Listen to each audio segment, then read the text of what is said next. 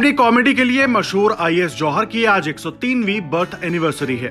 IAS जौहर का जन्म 16 फरवरी 1920 को झेलम जिले में हुआ, जो बंटवारे के बाद पाकिस्तान में चला गया। लेकिन एक घटना की वजह से उन्हें हिंदुस्तान की सरजमीन नसीब हो गई। दरअसल 1947 में आईएएस जौहर अपने परिवार के साथ एक शादी में शामिल होने लाहौर से जालंधर आए थे। इसी बीच दंगे इतने बढ़ गए कि लाहौर में इनका घर जला दिया गया। अफसोस कि शादी में भारत आया एक परिवार कभी लौट नहीं सका। इसके बाद आईएएस का परिवार भारत में ही रह गया। एक साल जालंधर में बिताने के बाद आईएएस 1949 में मुंबई आ गए थे। मुंबई आकर आईएएस जौहर ने सबसे पहले फिल्मों में पटकथा लिखी और फिल्म मेकर से संपर्क बनाना शुरू कर दिया। आईएएस जौहर ने एक थी लड़की फिल्म की कहानी सबसे पहले लिखी थी। इसके बाद उन्होंने 12 फिल्में डायरेक्ट भी की, साथ ही 4 फिल्में भी खुद ही प्रोड्यूस कर डाली। जौहर इतनी बेहतरीन शख्सियत थे कि राजनीतिक मुद्दों का जवाब फिल्में बनाकर दिया करते थे। नसबंदी कैंपेन का मजाक उड़ाते हुए उन्होंने नसबंदी बनाई।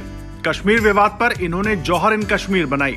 सरकार हमेशा तंग आकर इनकी फिल्में और प्ले बैन कर दिया करती थी। आईएएस जौहर का एक जुड़वा भाई भी था, जो शक्ल और सूरत में बिल्कुल उनके जैसा था।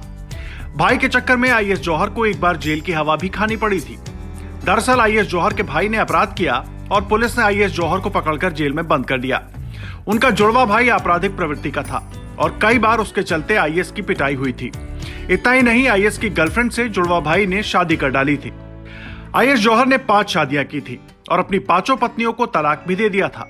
आईएएस जौहर ने भारत में तलाक का ट्रेंड भी सेट किया था।